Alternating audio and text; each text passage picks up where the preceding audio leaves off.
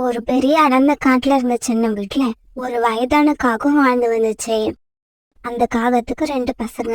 மூத்த பையன் பேரு காலு, 2வது பையன் பேரு வாலு. ஒரு நாள் உடம்பு முடியாம படுத்த படுக்கையில இருந்த அந்த வயதான காகம் தன்னோட மூத்த பையன் காலு காகத்தை தாங்கிட்ட கூப்பிட்டாங்க. டேய் காலு, உன்னோட தம்பி வாலு எங்க போயிருக்கான்? அம்மா, அவன் உங்களுக்கு மருந்து வாங்கறதுக்காக மருந்து டாக்டர் ஹாஸ்பிட்டல் வரைக்கும் போயிருக்கான். இங்க பாருடா காலு, என்னோட உடம்பு ரொம்ப மோசமா போய்கிட்டு இருக்கு.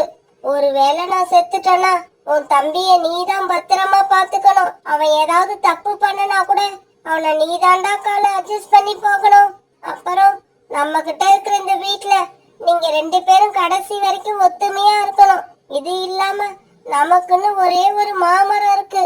அந்த மாமரத்தை நீங்க 2 பேரும் சேர்ந்துதான் பத்திரமா பாத்துக்கணும். இப்படி சொல்லிட்டு இருந்த அந்த வயதான காகம் அப்படியே இறந்து போயிட்டாங்க. அம்மா, அம்மா, என்னோட அம்மா இறந்து போயிட்டாங்க. என்னோட அம்மா இறந்து போயிட்டாங்க. இந்த சமயத்துல பருந்து டாக்டர் கிட்ட மருந்து வாங்க போன காலுக்காகத்தோட தம்பி வாழ்வும் அங்க வந்தது. அண்ணா, நான் அம்மாவுக்கு தேவையான எல்லா மருந்தையும் வாங்கிக்கிட்டு வந்துட்டேன். அம்மாவை எழுந்திருச்சு உக்காந்து இத சாப்பிட சொல்லுங்க. வாலு, வாலு, அம்மா உயிரோட இல்ல, அம்மா இறந்துட்டாங்கடா. இதை கேட்டுட்டு காலுக்காகத்தோட தம்பி வாலு கண்ணீர் விட்டு அழ ஆரம்பிச்சது. இங்க பாரு வாலு, அழாத. அம்மாவுக்கு வயசாயிடுச்சு, அப்புறம் அவங்களோட உடல்நிலை வேற சரியில்லை. எப்படி நம்ம அப்பா வயசானதுக்கு அப்புறம் நிம்மதியா இறந்து போனாரோ அதே மாதிரி தான் நம்ம அம்மாவும் இறந்து போயிருக்காங்க. பறவையா பிறந்தவங்க எல்லாம் ஒரு நாள் இல்ல ஒரு நாள் இறந்து போய் தானே ஆகணும். இப்படியே 2-3 நாட்கள் ஓடிடுச்சு. காலுக்காகத்தோட வீட்டுல இருந்த மல்லிகை பொருட்கள் எல்லாம் காலியாயிடுச்சு. சமைக்கிறதுக்கான எந்த பொருளுமே அந்த வீட்டுல இல்ல. இத பார்த்த காலுக்காகவும் காலுக்காகத்தோட தம்பி வாழுவும் இப்படி பேச ஆரம்பிச்சாங்க. இங்க பாரு வாலு, இதுக்கு அப்புறமும் நாம இப்படியே இருந்தா குடும்பத்தை நடத்த முடியாது. அதனால நீ ஏதாவது வேலைக்கு போக முயற்சி பண்ணு. அண்ணா அண்ணா, நான் வேலைக்கு போயிட்டா வீட்டு வேலைகளை எல்லாம் யார் செய்யறது? உங்களுக்கு தான் எந்த வேலையை செஞ்சு பழக்கமே இல்லையே. இங்க பாரு வாலு, நான் இப்ப கல்யாணம் பண்ணலாம்னு முடிவு பண்ணிருக்கேன். கல்யாணம் பண்ணி நான் உனக்கு ஒரு அண்ணிய கொண்டு வர போறேன். சரி சரி, நீ சீக்கிரமா போய் வேலை கிடைக்குதான்னு பாரு. நான் போய் கல்யாணம் பண்ணி அண்ணிய அழைச்சுக்கிட்டு வந்துடுறேன். அதுக்கப்புறம் நம்ம 2 பேருக்கும் சாப்பாடு தயார் பண்ற வேலைய அவ பாத்துப்பா. பிறகு காலுக்காகத்தோட தம்பி வேலை தேடி கிளம்ப காலுக்காகவும் கல்யாணம் பண்ணிக்கிறதுக்காக பறந்து போச்சு. கோரி, நாம இப்ப கல்யாணம் பண்ணிக்கலாம். என்னோட தம்பி கிட்ட எல்லா விஷயத்தையும் சொல்லிட்டேன். நீங்க சொல்றத பார்த்தா கல்யாணத்துக்கு அப்புறம் உங்க தம்பி நம்ம கூடவே இருப்பாருன்னு நினைக்கிறேன். இங்க பாரு கோரி, என்னோட தம்பியை இப்பவே வெளியில அனுப்பணும்னு நினைக்காத. கொஞ்ச நாள் இப்படியே நம்ம கூட இருக்கட்டும். நேரம் பார்த்து ஏதாவது ஐடியா பண்ணி அவனை வீட்டை விட்டு வெளியே அனுப்புவோம். இங்க பாருங்க காலுஜி, நம்ம வீட்டுல நம்ம 2 பேரும் தவிர வேற யாரு இருந்தாலும் எனக்கு பிடிக்காது. கோரி, சின்ன வயசுல இருந்து நானும் என் தம்பியும் ஒன்னா வளர்ந்துட்டோம். அதனால அவனை உடனே வெளியே அனுப்ப முடியாது. கொஞ்ச நாள் பொறுத்துக்க, நானே அவனை வீட்டை விட்டு வெளியே அனுப்புறேன். பிறகு ஒரு நாள் காலுக்காகத்துக்கும் கோரிக்காகத்துக்கும் நல்லபடியா கல்யாணம் நடந்து முடிஞ்சது. அன்னைக்கு சாயங்காலம் காலுக்காகவும் தன்னோட மனைவி கோரிக்காகத்தை கூப்பிட்டுக்கிட்டு தன்னோட வீட்டுக்கு பறந்து போச்சு. இதுதான் உங்க தம்பியா? ஆமா கோரி, இதுதான் என் தம்பி வாலு. காலு அண்ணா, இதுதான் என்னோட அண்ணியா? என்ன நீ என்ன பார்த்து அண்ணியான்னு கேக்குற? ஏன் என்ன பார்க்க உனக்கு எப்படி இருக்கு? வீட்டுக்கு வேலை செய்ய வந்த வேலைக்காரி மாதிரி இருக்கா? ஐயோ அண்ணி, நான் அப்படி நினைக்கல. அப்பன்னா அதை விட கேவலமா நினைச்சியா?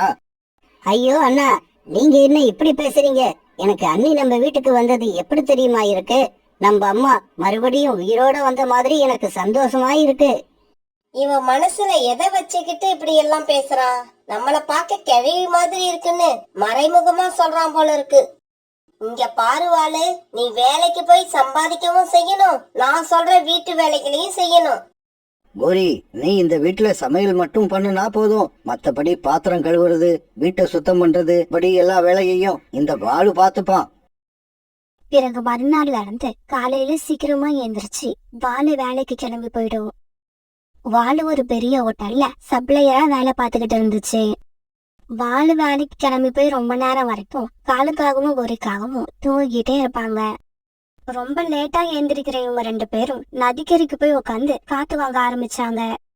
பிறகு சாயங்காலமா வீட்டுக்கு வர கோரிக்காகவும் வேண்டா வெறுப்பா இரவு உணவை தயார் பண்ண ஆரம்பிக்கும்.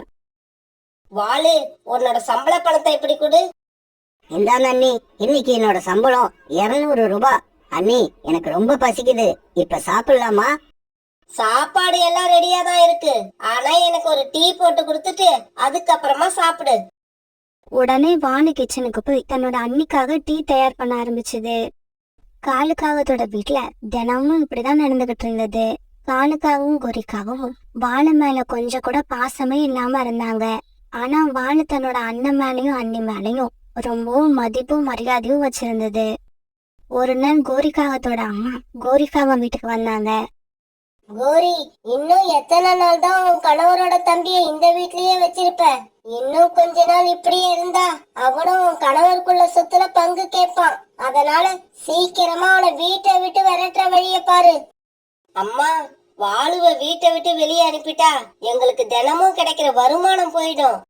இங்க பாருடி கோரி, வருமானத்தை பாத்தீங்கன்னா உங்ககிட்ட இப்ப உள்ள இந்த வீடு, அப்புறம் அந்த மாமரம், இதெல்லாம் உங்களுக்கு முழுசா வந்து சேராது.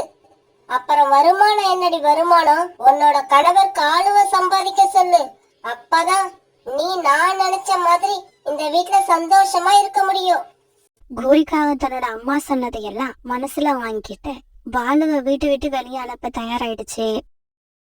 அன்னைக்கு சாயங்காலம் ஆச்சு. இங்க பாருங்க காலேஜி, கல்யாணம் ஆகி கொஞ்ச நாள் கழிச்சு வாளுவ வீட்டை விட்டு அனுப்புறேன்னு சொன்னீங்க. ஆனா இப்ப அந்த நினைப்பே உங்க மனசுல இல்ல. கோரி, வாழை வீட்டை விட்டு அனுப்பிட்டா பிறகு தினமும் நமக்கு சம்பாரிச்சு கொண்டு வந்து கொடுக்க போறது யாரு? அத மறந்துட்டியா? காலேஜி, நான் எதையும் மறைக்கல. வாளு எவ்வளவு சம்பாதிச்சுக்கிட்டு வந்து கொடுத்தாலும் அது நமக்கு தேவையில்லை. அப்புறம் எனக்கு சம்பாதிச்சு கொடுக்க நீங்க இருக்கிறப்ப நான் ஏன் வாளுவோட சம்பளத்தை எதிர்பார்க்கணும்? இப்ப வாளு வர நேரம் தான். வாளு வந்த உடனே வீட்டை விட்டு வெளியே போக சொல்லிடுங்க. அப்படி சொல்லல, நான் வீட்டை விட்டு வெளியே போற மாதிரி ஆயிடும். அன்னைக்கு வேலையில இருந்து வீட்டுக்கு திரும்பி வந்த வாளு கிட்ட காலுக்காக இப்படி பேச ஆரம்பிச்சது. இங்க பாரு வாளு, இதுக்கப்புறம் நீ இந்த வீட்டுல இருக்க முடியாதுன்னு நினைக்கிறேன். அதனால நீ உனக்காக தனியா ஒரு வீட்டை கட்டிக்க. அண்ணா, என்ன இப்படி சொல்லிட்டீங்க? நான் என்ன தப்பு பண்ணன? எதுக்காக இப்படி பேசுறீங்க? நான் ஏதாவது தப்பு பண்ணி இருந்தா என்ன மன்னிச்சிடுங்க. அதெல்லாம் ஒண்ணும் இல்ல.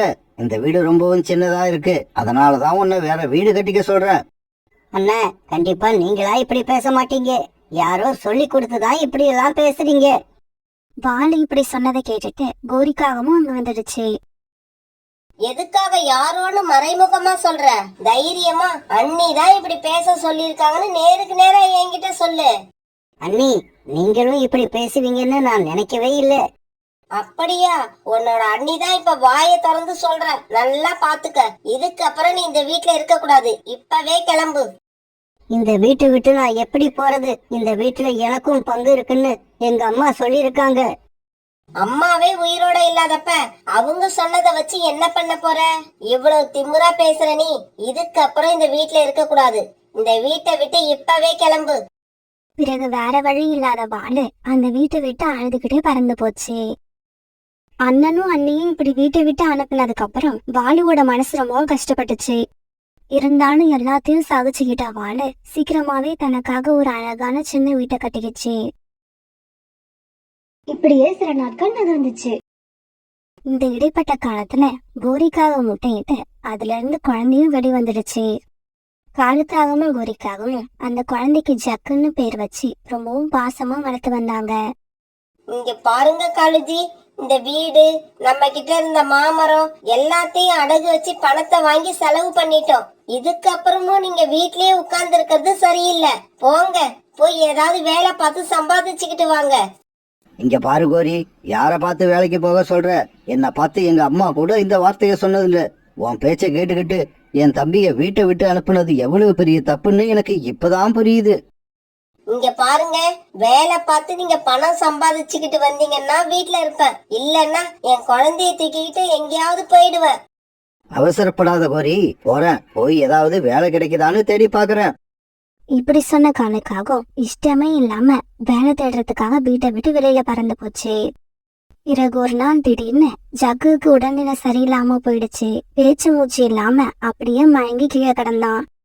காலுஜி, நம்ம பையனோட நிலைமைய பாருங்க. இப்ப உடனே இவனை டாக்டர் கிட்ட அழைச்சிட்டு போகணும். ஆனா நம்ம கிட்ட இப்ப 100 ரூபாய் கூட பணம் இல்ல. கோரி, நானே இன்னைக்கு தான் முதலா வேலைக்கு போக போறேன். இப்படி திடீர்னு 2000 ரூபாய் பணம் கேட்டா என்கிட்ட எப்படி இருக்கும்? நான் ஜக்குவை தூக்கிக்கிட்டு பருந்து டாக்டர்கிட்ட போய் கடன் சொல்லியாவது மருந்து வாங்கிட்டு வரேன். இப்படி சொன்ன கோரி உடனே ஜக்குவை தூக்கிக்கிட்டு பறந்து டாக்டர் ஹாஸ்பிட்டலுக்கு பறந்து போச்சு. இங்க பாரு கோரி, ஜக்குவுக்கு தேவைப்படுற மருந்து 2000 ரூபாய். அவ்வளவு பணத்தை உன்னை நம்பி என்னால கடனா கொடுக்க முடியாது. பணத்தை எடுத்துக்கிட்டு வந்து கொடுத்துட்டு மருந்த வாங்கிக்கிட்டு போ. அம்மா அம்மா, என் பையனோட உயிரை காப்பாத்த அவசரமா 2000 ரூபாய் தேவைப்படுது. கோரி, திடீர்னு இப்படி என்கிட்ட வந்து கேட்டா நான் 2000 ரூபாய்க்கு எங்க போவேன்? இவ்வளவு தூரம் பறந்து என்ன பார்க்க வந்ததுக்கு வேற யார்கிட்டயாவது போய் கேட்டு இருக்கலாம்.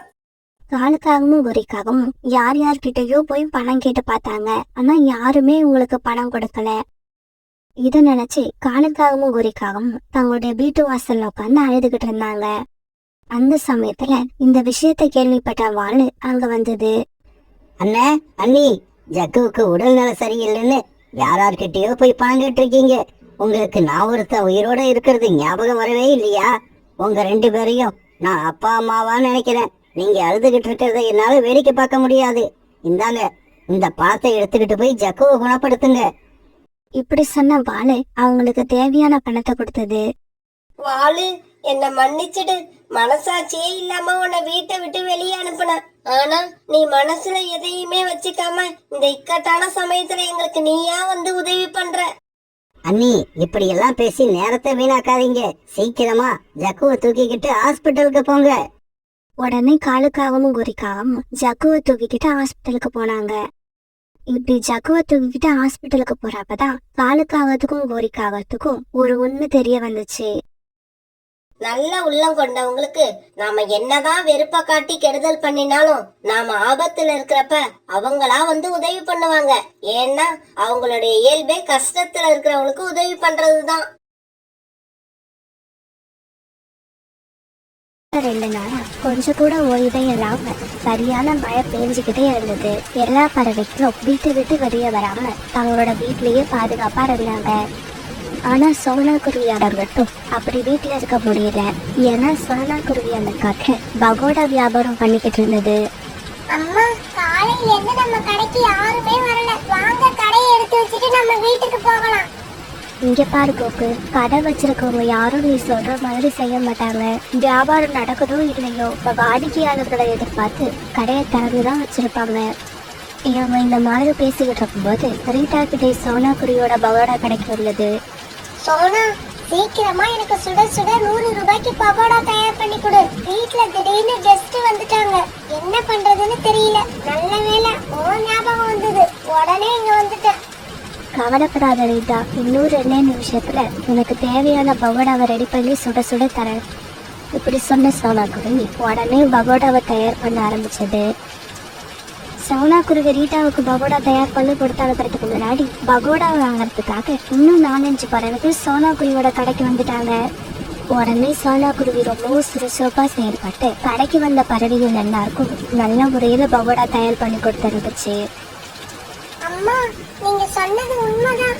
கடை வச்சிருக்கவங்க எல்லாருமே மழை பெஞ்சாலும் சரி, வெயில் அடிச்சாலும் சரி, கடையை திறந்து வச்சுக்கிட்டு உட்காந்துருக்கணும் போல இருக்கு. ஒரு நேரம் இல்ல ஒரு நேரம் வியாபாரம் கண்டிப்பா நடக்கும். இங்க பாருங்களேன், கொஞ்ச நேரத்துல 500 ரூபாய்க்கு வியாபாரம் பண்ணிட்டோம். ஆமா குக்கு, இந்த மழை நேரத்துல நிறைய பறவைகள் சுட சுட பகோடா சாப்பிட விரும்புவாங்க. சோனா குருவியும் அந்த பையன் குக்கும் இப்படி பேசிக்கிட்டு தங்களோட பகோடா கடையில வியாபாரம் பண்ணிக்கிட்டு இருந்தாங்க. காலுஜி, 2 நாளா மழை பெஞ்சுக்கிட்டே இருக்கு. எனக்கு எதையாவது சூடா சாப்பிடணும் போல இருக்கு. சீக்கிரமா சோனா குருவி கடைக்கு போய் 100 ரூபாய்க்கு பகோடா வாங்கிட்டு வாங்க. வாயால சொன்னா எப்படி? 100 ரூபாய் காசை கையில கொடு, இப்பவே போய் வாங்கிக்கிட்டு வரேன். காலுஜி, நம்ம என்னைக்கு சோனா குருவி கடையில காசு கொடுத்து வாங்கியிருக்கோம்? கணக்குல எழுதிட்டு வாங்கிட்டு வாங்க. என்னது கணக்கா? நேத்து எனக்கு பக்கோடா சாப்பிடணும் போல ஆசையா இருந்துச்சு. அதனால சோனா குருவி கடைக்கு போய் 50 ரூபாய்க்கு பக்கோடா கேட்டேன். ஆனா சோனா குருவி காசு இல்லைன்னா இனிமே கடை பக்கமே வராதிங்கன்னு முகத்துல அடிச்ச மாதிரி சொல்லிடுச்சு. அது சொல்றதும் நியாயம்தான். இது வரைக்கும் நாம 3 மாசமா பணமே கொடுக்கல. காலுஜி, எந்த கடைக்காரரும் நீங்க பணமே கொடுக்க வேண்டாம், நாங்க உங்களுக்கு கடன்ல பொருட்களை கொடுத்துக்கிட்டே இருக்கோம்னு சொல்ல மாட்டாங்க. நாம தான் ஒரு தடவைக்கு 2 தடவை போய் கேட்டுக்கிட்டே இருக்கணும். கடைசியா போனா போகுதுன்னு அவங்களும் பொருளை கொடுத்துருவாங்க. அப்படியா? அப்படின்னா நேத்து நான் போய் கேட்டு பார்த்துட்டேன், இன்னைக்கு நீ போய் கேட்டு பாரு. என்னமோ சோனா குருவி கிட்ட போய் கடன் கேட்க இப்படி பயப்படுறீங்க? காலேஜி, சுட சுட டீயை போட்டு வைங்க, நான் பக்கோடாவோட வரேன். இப்படி சொன்ன ஒரு காகம் பிறகு ஒரு கொடையை எடுத்துக்கிட்டு சோனாக்குருவி கடையை நோக்கி பறந்து போச்சு. சோனா, மழை பெய்யற வேகத்தை பார்த்தா 10 நாள் ஆனாலும் விடவே விடாதுன்னு நினைக்கிறேன். நீ என்ன நினைக்கிற? கௌரிக்காவும் கடல்ல பகோடா வாங்க வந்திருக்குன்னு சோனாக்குருவிக்கு தெரிஞ்சு போயிடுச்சு. நான் அதை பத்தி எதுவும் நினைக்கல. சரி, அதை விடு. அது எப்ப வேணாலும் பெய்யட்டும், எப்ப வேணாலும் நிக்கட்டும். நீ 100 ரூபாய்க்கு சுட சுட பகோடா மடிச்சு கொடு.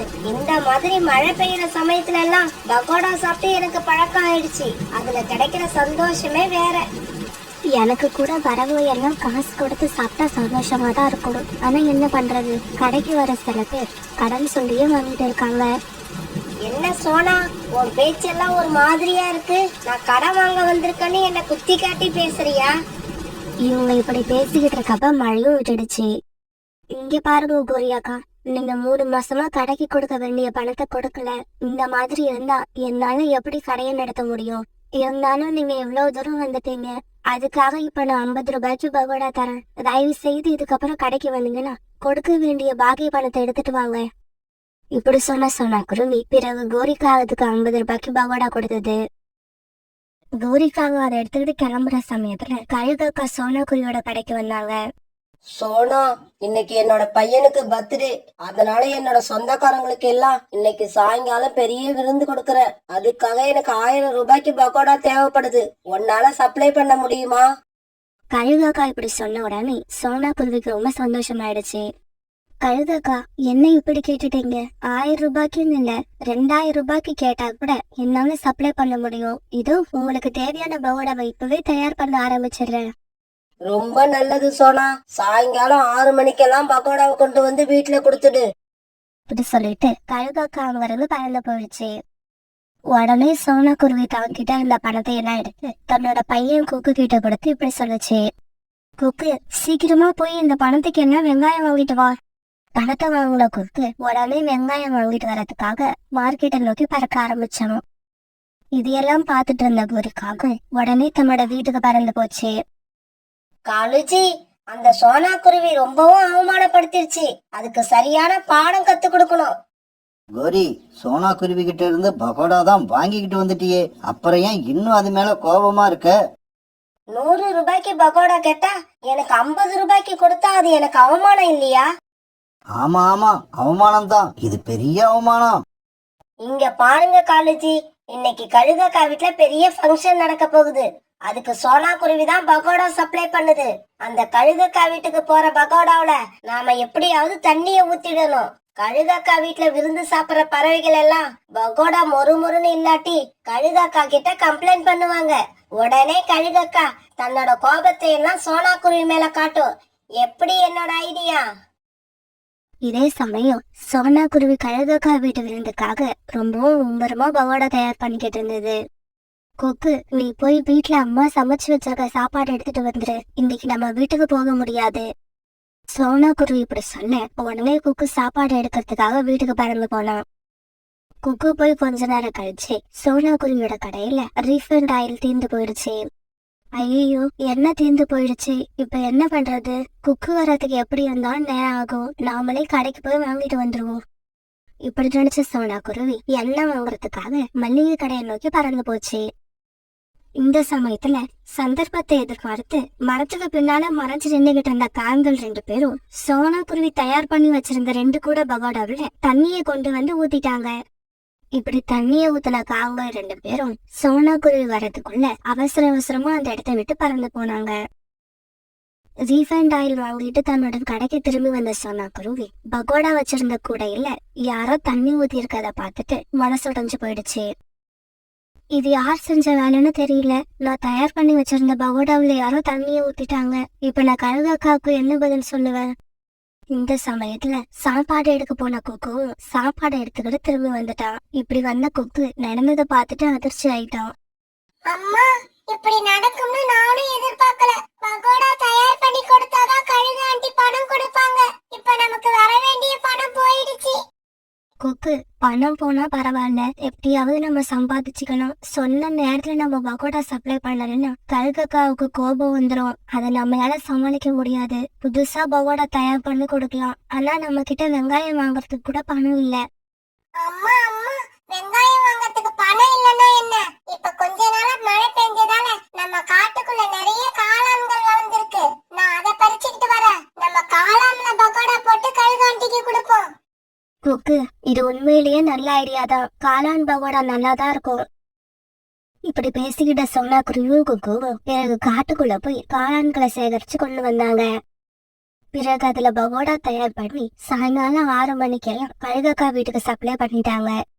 கழுகக்கா வீட்டுல நிறைய கழுகுகளுக்கு விருந்து நடந்துகிட்டு இருந்தது.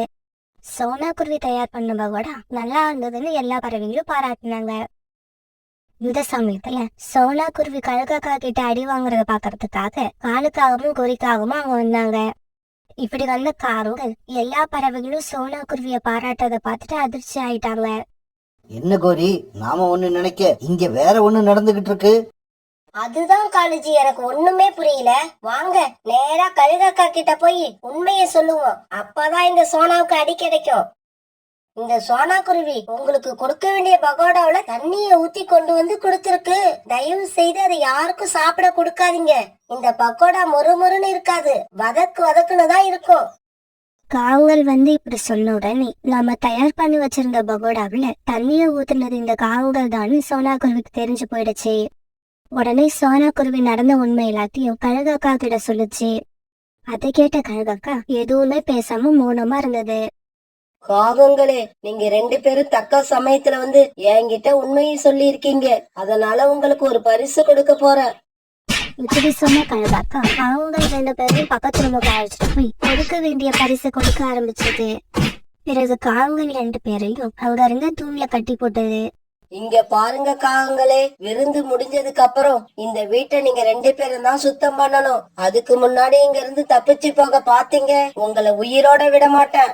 காவங்களுக்கு நடந்த நிலைமையை பார்த்து குச்சி வயிறு வலிக்கு சிரிச்சுக்கிட்டே இருந்தா. பிறகு சோனா குருவியும் கொக்கும் கழுகக்கா கிட்ட இருந்து தங்களுக்கான சேர வேண்டிய பணத்தை வாங்கிட்டு சந்தோஷமா பறந்து போனாங்க.